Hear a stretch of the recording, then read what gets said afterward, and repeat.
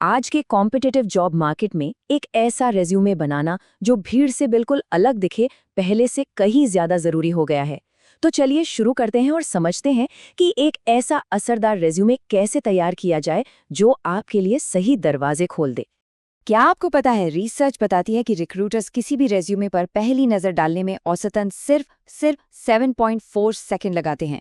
बस इतना ही टाइम है आपके पास अपनी पहली छाप छोड़ने के लिए।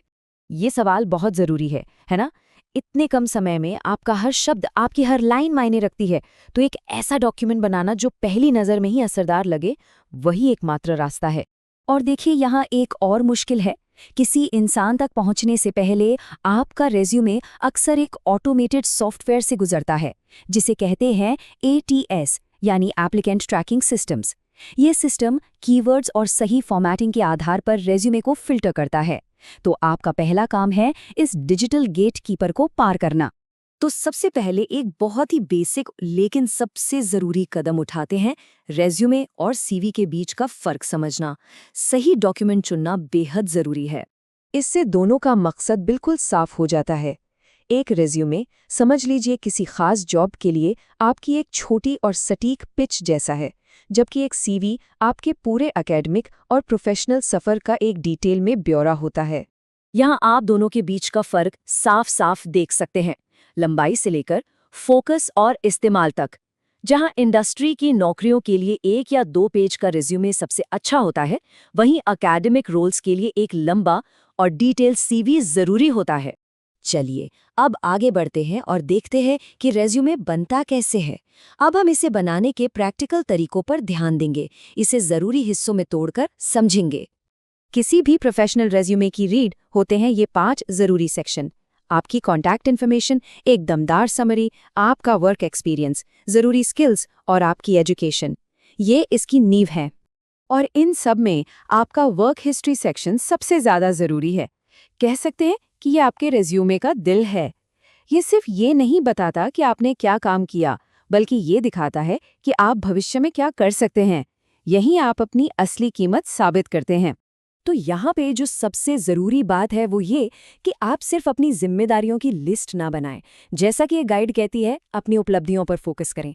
आपने क्या नतीजे हासिल किए, आपने क्या असर डाला। और ऐसा करने का एक बहुत ही शानदार तरीका है पार्स मेथड। ये एक सिंपल सा फॉर्मूला है। प्रॉब्लम क्या थी, आपने क्या एक्शन लिया, उसका रिजल्ट क्या निकला और इसमें कौन से स्किल्स इस्तेमाल हुए। ये आपकी उपलब्धियों को एक पावरफुल कहानी में बदल देता है। यहाँ एक सीधा साधा उदाहरण देखिए। सेल्स रिपोर्ट्स के लिए जिम्मेदार कहना बहुत ही आम बात है, लेकिन जब आप उसे नंबर्स के साथ बताते हैं, श्रम लागत में 12% और सामान की बर्बादी में 43% की कमी आई, तो ये एक बहुत मजबूत उपलब्धि बन जाती है। इससे आपका असर साफ नजर आता है। ठीक है, तो अब जब हमारी नींव तैयार हो गई है, तो चलिए कुछ ऐसी एडवांस्ड टिप्स पर नजर डालते हैं जो एक अच्छे रेज्यूमे को एक बेहतरीन रेज्यूमे बना सकती हैं। शब्दों का चुनाव बहुत मायने रखता है। हर बुलेट पॉइंट को एक मजबूत एक्शन वर्ब से शुरू करने से आपकी उपलब्धियों की कहानी ज्यादा डायनामिक और असरदार बन जाती है। मैनेज किया के बजाय लीड किया कहना कहीं ज्यादा पावरफुल है। अब एक ऐसे पहलू पर बात करते हैं जिसे अक्सर लोग नजरअंदाज कर देते हैं, डिजाइन।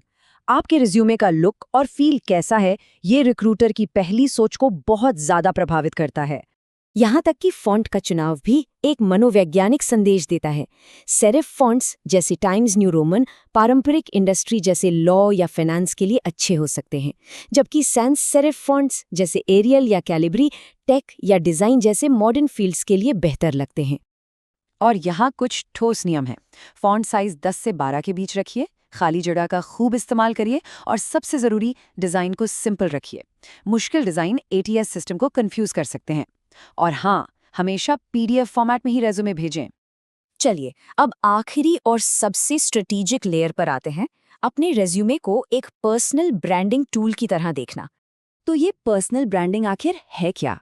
आसान शब्दों में कहें तो अपनी एक प्रोफेशनल पहचान बनाना।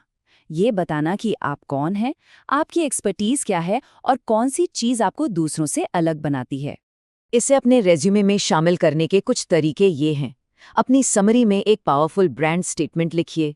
सही कीवर्ड्स का इस्तेमाल करिए और ये पक्का करिए कि आपकी पूरी प्रोफेशनल प्रेजेंस लिंक्डइन से लेकर कवर लेटर तक एक जैसी कहानी कहती हो। तो आखिर में खुद से ये सवाल ज़रूर पूछिए। एक रेज्यूमे को सिर्फ आपके अतीत का एक रिकॉर्ड नहीं होना चाहिए, बल्कि उसे आपके भविष्य की काबिलियत के लिए एक मजबूत दलील होना चाहिए।